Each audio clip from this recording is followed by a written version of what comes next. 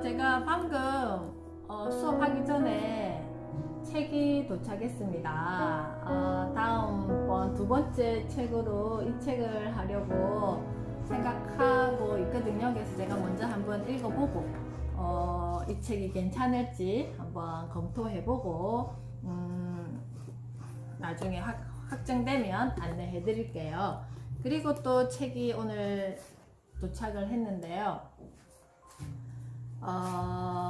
코로나 이후에 2021년은 어떻게 바뀔지에 대해서 미리 예측하는 보고서가 이렇게 있어서 제가 신문을 보다가 새 책 소개가 있길래 이렇게 한번 일단 읽으려고 했고요. 그리고 요즘에 환경에 대한 책을 계속 많이 보고 있는데 다큐도 많이 보고 2050년이면 지금 2020년이잖아요. 30년 뒤면 저 88이에요. 30년 뒤에 거주불능지구, 우리 아이들이 한참 사회생활 할 쯤에 2050년 거주불능지구에 대한 책이 있어서 아이님 한번 오셨어요. 이렇게 한번 읽어보려고 구입을 했습니다. 자, 이렇게 제가 교육 현장에 이렇게 있지만 아이들이 살아갈 미래는 어떻게 바뀔까, 그리고 당장 내년에는 또 어떻게 바뀔까, 그리고 교육에 대한 거, 온라인 교육 원격 수업을 하면서 지금 교육계에는 또 세계적으로 뭐가 지금 바뀌고 있는지, 현장은 지금 뭘 준비하고 있는지에 대한 거를 계속 저도 공부도 하고 이렇게 하고 있습니다. 왜냐하면 그렇게 해야지만 지금 이 유아기 영아기 때 우리는 무엇을 해줄 수 있는지에 대해서 기존에 했던 어떤 것들을 계속 고집하면 저는 물론 본질은 바뀌면 안 되겠죠. 그렇지만 어떤 교육 환경에 대해서 바뀌는 거에 대해서 계속 인지해야지만 아이들에게 제대로 된 교육을 할 수 있다고 생각합니다. 그래서 이렇게 계속 바뀌는 어떤 세상에 대해서 궁금해 하면서 저도 매일매일 공부를 하고 있습니다. 그리고 오늘 제가 읽었던 신문기사 중에서 이분은 제가 인간극장에서 배웠던 분이신데요. 우리나라 최고령 현직 여의사 해가지고 인간극장에 이렇게 나오셨던 걸 제가 뵀었는데 이번 추석 전에 별세를 하셨다고 하십니다. 94세 나이로 이분이 요양병원의 내과 과장님을 하셨는데요. 80세 때 미국인가 거기에서 이렇게 근무를 하시다가 또 개인 병원을 하시다가 또 의료봉사도 쭉 하시다가 요양병원에 80세쯤에 요양병원에 오셔서 쭉 지금까지 이렇게 근무를 하셨는데, 우리가 기존에 보면 이렇게 병원 진료 기록이 수기로 이렇게 적었던 시절이 있었잖아요. 그때 이분이 80쯤에 그 요양병원에 오셔서 모든 요양병원 시스템을 전산 시스템으로 다 바꾸셨다고 합니다. 그래서 본인이 직접 진료를 하시면서 이렇게 진료도 다 컴퓨터로 다 이렇게 입력시키고 항상 2시간 정도 이렇게 이동 거리가 있는 자택이 있으신데 일주일에 한 번 자택을 방문하시고 매일 요양병원에서 환자들과 함께 생활하시면서 지내셨는데 마지막으로 남기신 말이 이 세 마디라고 하십니다. 힘내, 가을이다, 사랑해. 자, 이렇게 우리가 몇 세까지 살 수 있을지는 잘 모르겠지만 어떻게 매일매일 살아가는지, 나는 어떤 사람으로 살아가는지에 대한 어떤 귀감을 주시는 분이신 것 같아서 제가 오늘 이렇게 소개를 해 드립니다. 그리고 두 번째 이 기사도 제가 저번에 저번에 신문 기사인데 습관은 공간에 밴다 이렇게 되어 있잖아요. 태준이 엄마 오셨어요. 그래서 자, 우리 집에 제가 항상 공간 실명제라고 이렇게 말씀을 많이 드렸잖아요. 자, 우리 집에서 우리 아이들의 공간, 그리고 아연이 엄마 오셨어요. 우리 아이들의 공간, 그리고 나의 공간, 한번 집에 지금 계시는 분은 한번 쭉 한번 보세요. 이게 공간이 진짜 중요하거든요. 아이들도 공부해가 아니라 우리 아이는 어떤 공간을 좋아하는지, 그리고 나 또한 나는 어떤 공간이 필요한 사람인지를 생각하면서 정말 작은 어떤 거 하나라도 공간 실명제를 둬서 그 어떤 만약에 이 볼펜도 이거는 제가 사용하는 볼펜인데 볼펜이 들어갈 자리가 있어야지만 이 볼펜의 가치가 있는 것처럼 아이들이 어떤 거를 하는 거, 공부를 하는 어떤 게 중요한 게 아니라 어떤 걸 할 때 내가 어떤 공간에서 어떤 가치를 가지고 그걸 이루는지, 우리가 매일매일 사용하는 부엌이라는 공간, 여러 가지 공간들이 있잖아요. 그런 공간에서 이렇게 그 습관은 공간에 밴다처럼 습관이 만들어지는 것 같아요. 이 기사와 이 기사는 제가 이렇게 써머리한 게 있어서 나중에 수업 마치고 한번 공유해 보도록 하겠습니다. 자, 오늘은요, 우리가 어제까지 사회성 아이의 사회성에 대한 부분, 오늘은 아이의 문제 해결력을 높이는 엄마의 말습관 첫 번째 시간인데요. 문제를 통해 문제 해결력을 키우자입니다. 자, 첫 번째 이야기. 미끄럼틀로 뛰어 올라가던 준서가 때마침 내려오던 지민이와 부딪혔다. 모래바닥에 엉덩방아를 찧은 준서, 이어서 지민이도 쿵 부딪혔다. 준서가 갑자기 벌떡 일어나더니 지민이를 발로 찼다. 지민이는 즐겁게 타던 미끄럼틀에서 부딪히고 차였다. 모두 준서 때문에 일어난 일이었다. 당연히 준서가 지민아 미안해 라고 해야 하는데 오히려 야 너 때문에 넘어졌잖아 라고 큰소리 쳤다. 아이들이 놀이터에서 자주 있는 일이죠. 두 번째 이야기. 친구를 초대해서 재미있게 노나 했더니 잠시 후에 초대받은 친구가 울면서 나온다. 얼굴에 상처가 났다. 초대한 아이 역시 울먹인 채로 나오면서 말한다. 제가 내 장난감 가져가서 안 주잖아요. 두 엄마는 동시에 각자의 아이를 달래고 혼낸다. 왜 친구를 할퀴어? 왜 그렇게 못됐니? 같이 갖고 놀아야지. 친구랑 같이 놀려고 초대한 거잖아. 그럼 양보해야지. 너 이따가 혼날 줄 알아? 왜 친구 장난감을 빼앗고 그래? 친구 거니까 받았어야지. 아이들은 각자 울면서 자기 이야기를 하지만 엄마들은 해결책을 내놓느라 바쁘다. 내가 먼저 사과해. 자, 친구를 초대하고 이런 일이 생기면 정말 두 쪽 다 엄마들 입장은 난감하죠. 아이의 욕구와 어떻게 할까요? 라는 가르침 사이. 친구가 내 장난감을 같이 갖고 놀자고 해요. 어떻게 할까요? 친구 장난감을 갖고 놀고 싶어 해요. 어떻게 할까요? 유치원 교실에서 선생님이 각각의 상황이 담긴 그림 자료를 보며 아이들과 이야기 나누기를 하고 있다. 아이들은 저마다 대답하고 싶어 손을 번쩍번쩍 든다. 우리 성훈이 말해볼까요? 앞에 나온 성훈이가 자신있게 말한다. 그래, 친구야, 사이좋게 같이 놀자. 그래요. 어머, 우리 성훈이는 친구가 장난감을 같이 갖고 놀자고 할 때 그래, 사이좋게 같이 놀자 라고 하는구나.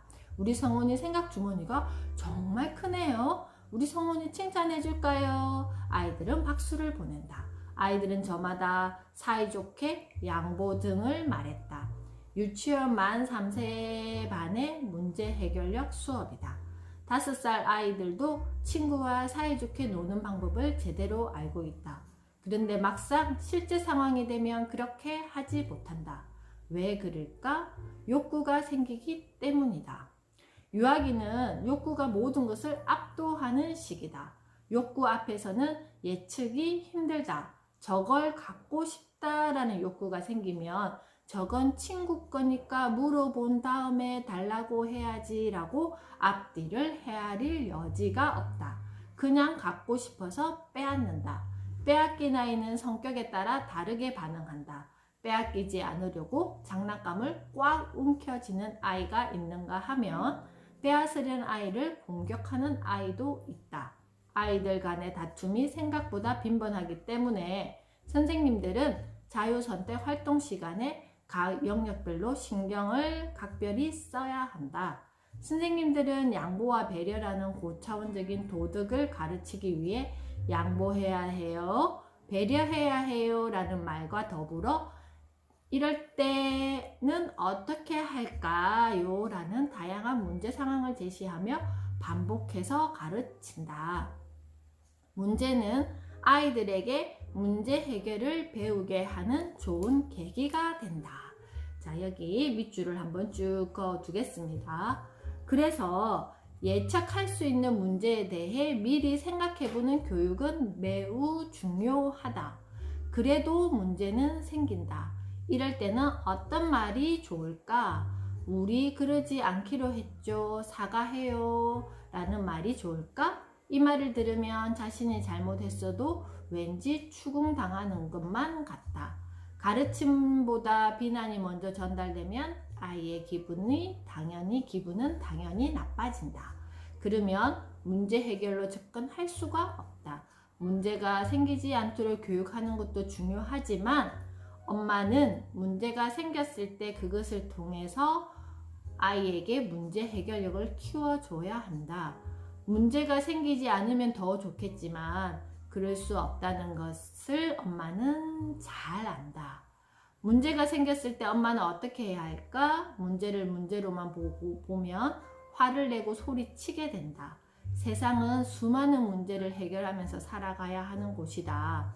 그러므로 문제가 생겼다는 것은 그 문제로 말미암아 아이의 삶을 품격 있게 해줄 기회이기도 하다. 자, 여기도 밑줄 쭉 그어 보겠습니다. 문제가 생겼다는 것은 그 문제로 말미암아 아이의 삶을 품격 있게 해줄 기회이기도 하다. 엄마는 화내지 않고 소리치지 않고 문제 해결력을 키울 수 있다. 자, 여기까지 쭉 제가 한번 읽어 보았는데요. 그래, 이론은 알겠어. 그런데 어떤 상황마다 우리가 직면하는 문제가 있잖아요. 그랬을 때 내가 이 상황에 어떤 이야기를 해야 되는지를 모른다는 게 문제죠. 그죠? 그래서 그럴 경우에는 우리가 먼저 뭐가 올라오죠? 1차원적인, 여기서 아까 그랬잖아요. 유아기는 욕구가 모든 것을 압도하는 시기다. 인 이유는, 자, 유아기 때의 뇌는요, 전두엽이 활짝 열려서 이성적인 사고를 할 수 있는 시기가 아니라 그랬잖아요. 여기 뒤쪽, 여기 편도 영역에서 정서의 영역이 모두 뇌의 어떤 발달을 도와주고 있는데요. 그렇기 때문에 1차원적인 어떤 나의 욕구가 먼저 앞서는 게 맞습니다. 그런데 여기에다가 더해서 엄마가 이성적인 사고를 하지 못하고 아이와 똑같이 감정적인 어떤 걸 먼저 표출한다면 어떻게 되겠어요? 아이랑 부딪히는 일만 생기고 이게 문제로서 만나지 못하겠죠. 일단 왁 한번 지르고 아이에게 뭔가 으름장을 낳은 뒤 나중에 또 수습하려고 하면 우리가 점점 이게 복잡해져요. 그래서 엄마는 성인이잖아요. 그렇기 때문에 항상 여기 이성적인 사고를 할 수 있는 이쪽을 굉장히 많이 각성시켜 놔야 되니까 활발하게 많이 사용하고 있어야 된다라는 거예요. 이것도 우리가 사용하지 않으면 어때요? 아이와 똑같이 나의 어떤 감정적인 어떤 거가 먼저 올라온다는 거죠. 그래서 문제가 생겼다는 것은 그 문제로 말미암아 아이의 삶을 품격 있게 해줄 기회이기도 하다 그랬잖아요. 그래서 우리가 문제를 푼다라는 의미는 어떻게 받아들이세요? 우리가 학창 시절에 많이 풀었던 것처럼 문제집을 푼다? 그래서 문제를 해결한다. 예, 두는 거잖아요. 그래서 공부를 해야 된다. 어떤 공부? 문제 어떤 유형들을 많이 풀고 아이가 어떤 문제를 만나더라도 어떻게 해야 된다? 문제를 잘 풀 수 있는 아이였으면 좋겠다가 나중에 아이들이 초등학교, 중학교, 고등학생이 되었을 때 우리가 바라는 바이잖아요.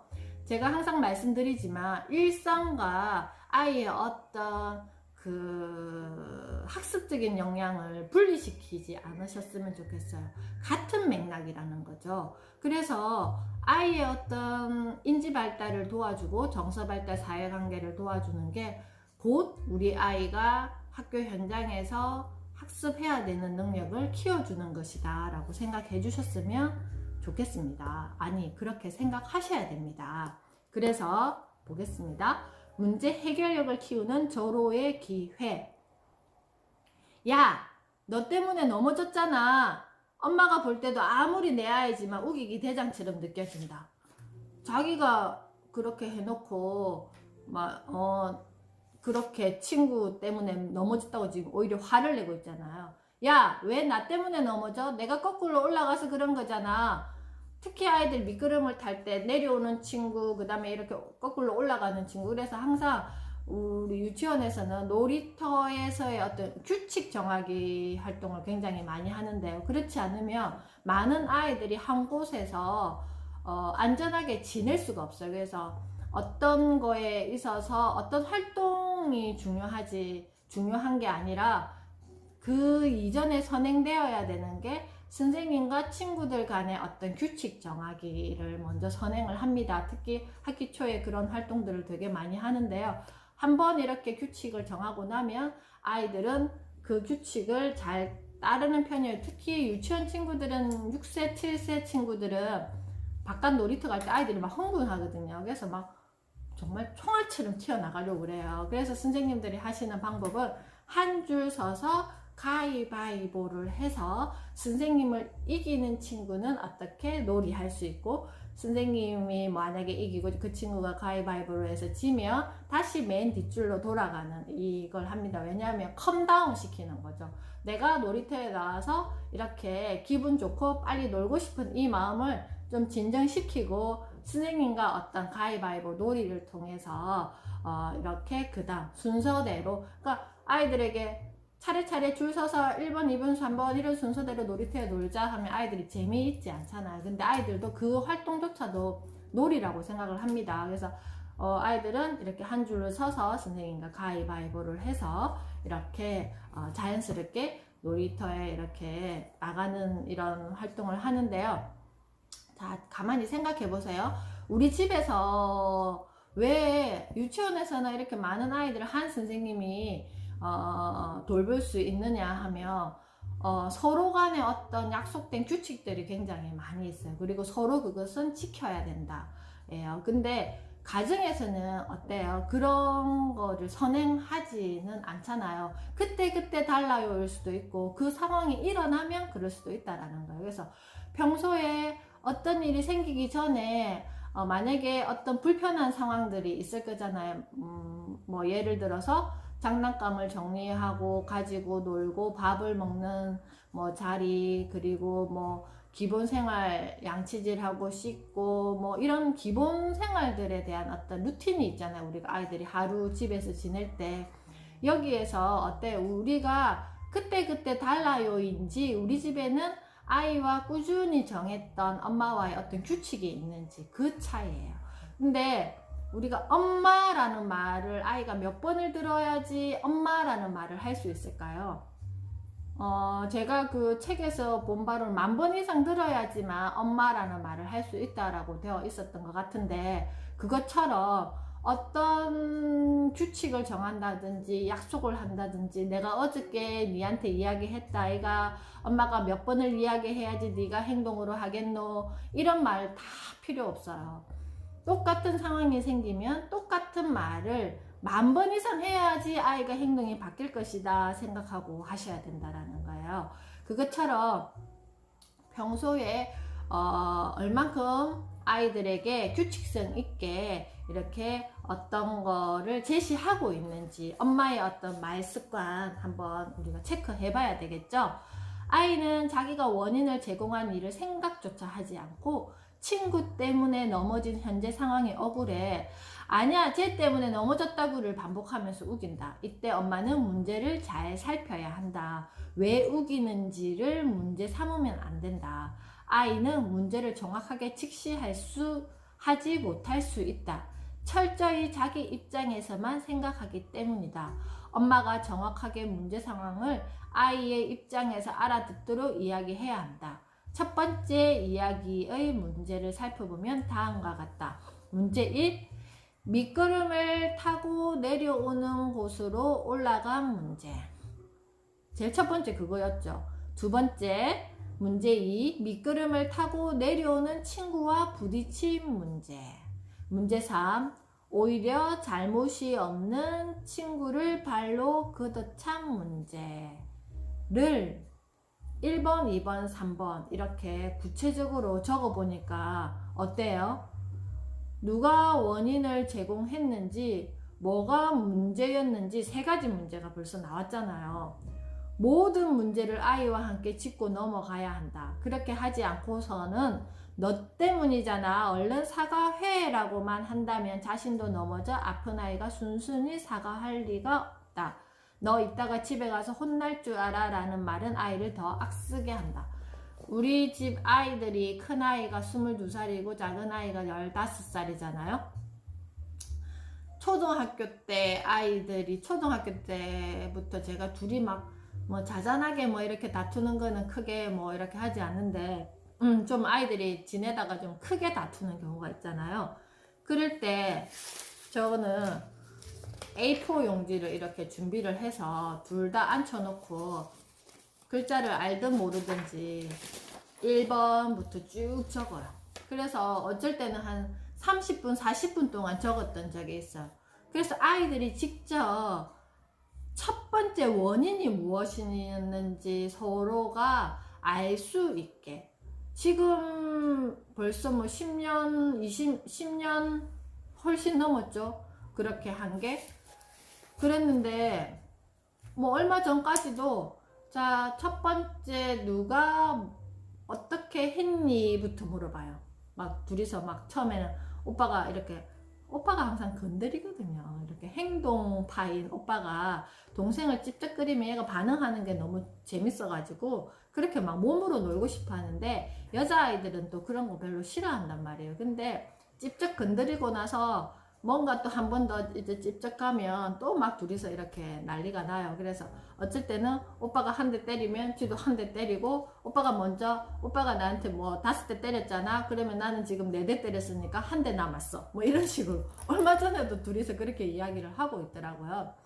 그래서 네가 잘못했어, 이거 너 왜 그래가 아니라, 자, 우리가 1번부터 2번, 3번, 4번 상황에 대해서 아이가 직접 객관적으로 내가 볼 수 있게. 그래서 유치원에서 한 번씩 하는 방법은 뭐냐면은, 정말 자유놀이 시간에 아이들이 뭔가 관계에서 문제가 있거나 뭔가 도와줘야 되는 일이 발생을 할 경우에는 제가 그런 제안을 해요. 영상을 찍어서, 아이들이 놀이하는 모습을 영상을 찍어서 내 모습을 한번 볼 수 있는 기회를 주기도 합니다. 그래서 어땠는지, 나는 어떤 모습으로 지금 놀이하고 있는지 한번 이야기 나누는 시간도 갖기도 해요. 그래서 가정에서도 한번 그런 것도 괜찮을 것 같아요.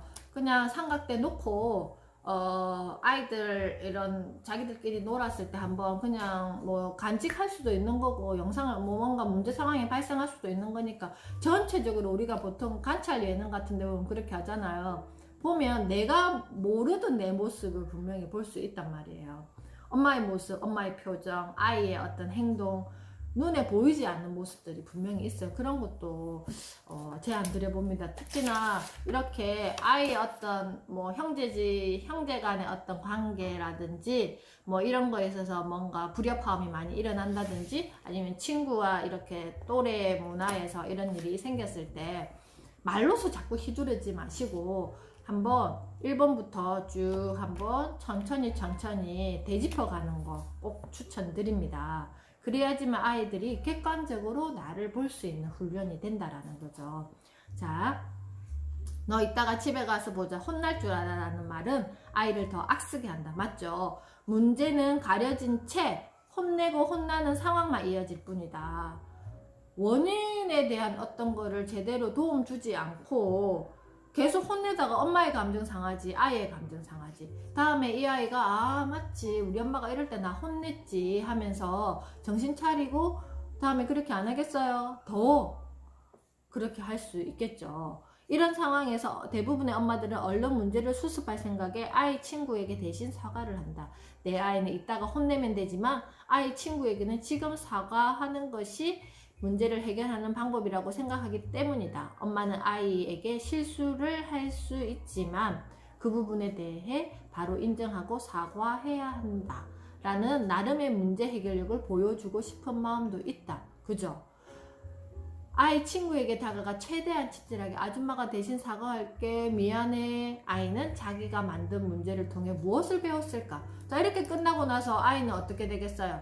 엄마는 좀 억울하잖아요. 내가 한 거 아닌데 엄마가 대신 사과했잖아. 그러면 내 아이에게 좋은 감정이 돌아오겠어요? 너 때문에 엄마가 몹시 속상했어. 너가 잘못한 것 때문에 엄마가 대신 사과하는 이 마음이 되게 부끄러웠단다? 뭐 이렇게 이야기하지는 않으시겠죠.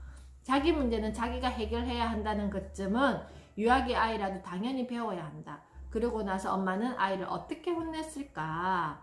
일을 수습하고 집으로 돌아오는 길에 엄마는 화가 풀렸다. 상황은 종료되었고 내 아이에게는 아무런 문제가 없다. 그래도 엄마는 아이를 교육해야 한다는 생각에 한마디를 건넨다. 미끄럼틀은 거꾸로 올라가면 안 되는 거야. 위험해.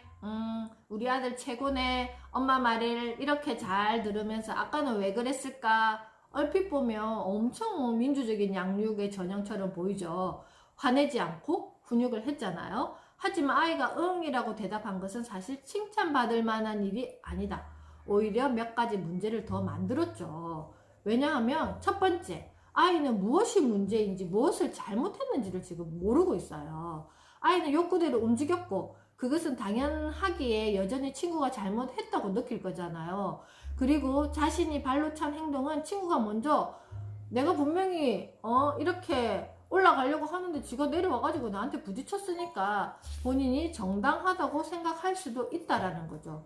두 번째, 엄마는 이따가 혼낸다라고 말을 했지만 그 사이에 엄마가 마음이 풀려버렸잖아요. 그래서 별 문제가 없다는 사실을 엄마가 증명해 줘버렸어요. 아마도 아이는 문제 상황은 이 시간이 지나면 없어지니 그 순간만 피하면 된다는 요령을 배웠을지도 모른다. 그렇지 않겠어요? 문제 현장에서 문제를 파악하고 해결해야 한다. 문제 해결력을 키우려면 먼저 문제를 파악해야 한다. 문제가 무엇인지 모르면 해결할 수 없다. 세 번째, 문제를 깔끔하게 해결하지 못했기 때문에 아이는 문제 행동을 반복할 수 있다. 아이들은 시행착오를 통해 배우고 성장한다. 하지만 문제를 파악조차 하지 않거나 덮어두며 문제 해결력을 키우기는커녕 다른 문제만 만들 뿐이다. 미끄럼틀을 거꾸로 올라간 행동은 확실히 문제이며 이로 인해 발생한 일에 대해서 반드시 해결해야 된다. 자신이 부주의하고 규칙을 어긴 문제 때문에 친구가 다쳤다면 잘못을 인정하고 사과하며 치료해줘야 한다. 이것이 진정한 문제 해결이다. 문제 해결력은 엄마가 문제를 대신 수습해주는 것으로 절대 키워지지 않는다. 아이는 문제를 일으키고 뒤수습은 엄마가 대신해주는 나쁜 버릇만 길러질 뿐이다. 어린 시절부터 아이는 문제를 정면에서 대하도록 노력해야 한다. 이런 과정을 경험해본 아이만이 어떤 문제라도 회피하지 않고 정면 승부할 수 있다.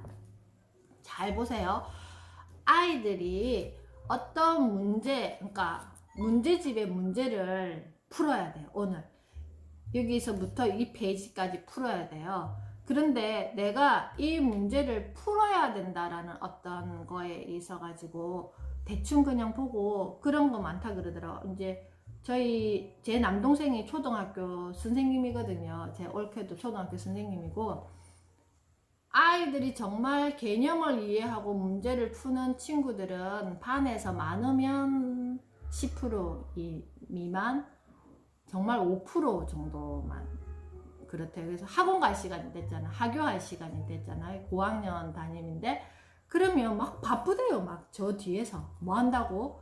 학원 숙제한다고. 뭘 보고? 친구 거 옆에 같은 학원 다니는 친구 거 보든지 아니면 뭐 답지를 보든지 막 하기 바쁘대요. 자, 그랬을 때 우리가 아이가 정말 문제를 잘 풀었을까요? 학원에 가서 숙제를 정말 잘 한 아이일까요? 그래서 정말 개념을 모르고 문제를 푸는 아이들이 너무 많다는 거죠. 이것이 이 영유아기 때 이런 작은 습관들이 아이를 빨리 해결해. 이 순간에 어떤 모면하기 위해서 이런 거를 많이 노출시켰기 때문에 문제의 양을 많이 따지는 거지. 내가 이만큼 여기서 이만큼 했어가 아니라 한 문제를 풀더라도 아이가 정말 진정으로 내가 여기에 대해서 고민하고 이걸 어떻게 할까를 고민하면서 푸는 게 저는 진짜 문제라고 생각합니다. 그래서 이런 것들을 대할 때 우리가 그 순간만 모면할 것이 아니라 과연 이 아이가 이것을 어떻게 받아들이고 제대로 이해했는지, 내가 전달하고 싶은 거 아이와 충분히 교감하면서 이야기를 나눴는지, 이 페이지 보겠습니다. 문제를 대하는 현명한 엄마의 말과 태도 편을 보면 또 안내가 될 겁니다. 두 번째 이야기, 장난감을 빼앗긴 아이가 친구를 할퀴었다. 친구한테 피가 나자 아이는 덜컥 겁이 났다. 엄마는 아이를 애써 외면한 채 친구에게만 관심을 보였다. 아줌마가 미안해, 이따가 혼내줄게. 손님이 있으니 아이를 혼낼 수 없어 한 말일 것이다. 이따 혼낸다는 말을 들은 아이는 어떻겠어요?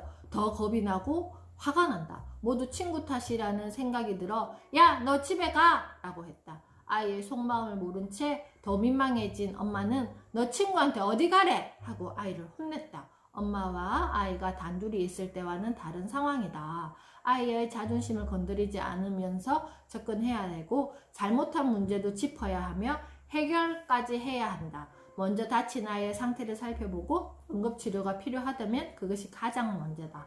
쟤 때문에 친구가 장난감을 먼저 빼앗아서라고 아이는 나름대로 상황을 설명할 것이다. 이때 조용해, 뭘 잘했다고 라는 말 대신 기다려, 친구부터 치료하고 들을 거야 라고 하면서 다친 아이에게 집중해야 한다. 그래도 이 말만큼은 꼭 해야 된다. 친구를 핥히면 절대 안 돼. 자, 이때는 이런 말은요, 내 감정을 막 격하게 해서 말하는 게 아니라 단호하고 절도 있게 해야 돼요. 친구를 핥히면 절대 안 돼. 우리 오은영 선생님이 많이 하시는 말투 아시죠?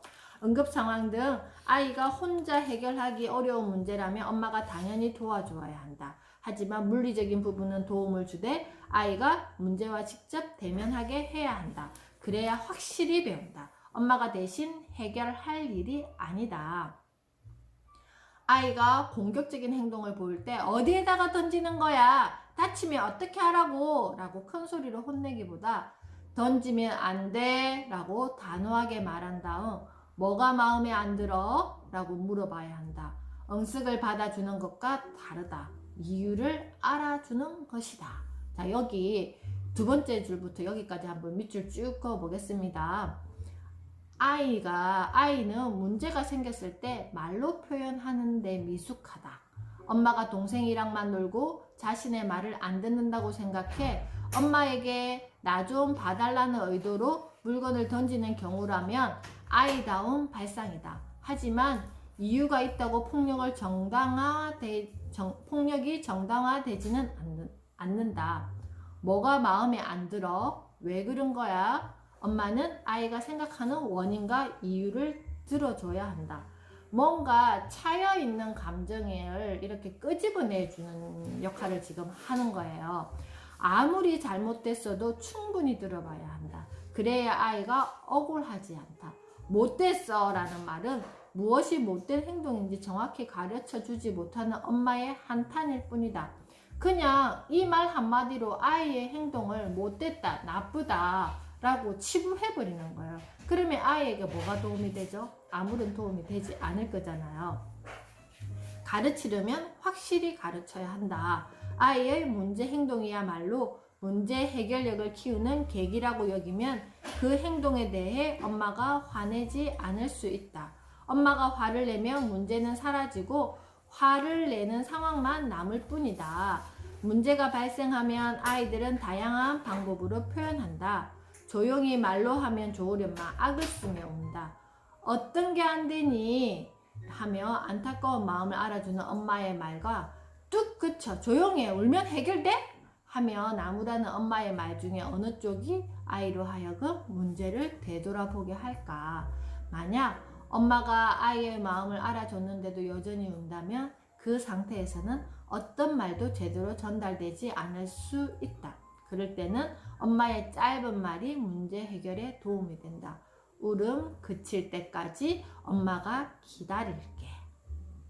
자, 막 울고 있는 아이에게 내가 어떤 말을 한들 아이 귀에 들어오지 않아요. 그래서 엄마의 마음을 전달해 줘야 되죠. 어떻게? 울음 그칠 때까지 엄마가 기다릴게. 우리가 그냥 기다리면 화병이 생기잖아요. 그렇기 때문에 큰 숨, 큰 호흡을 이럴 때 참을 인을 쓰면서 하면서 이렇게 우리가 호흡을 해야 됩니다. 그 다음에는 정말 기다려야 해요.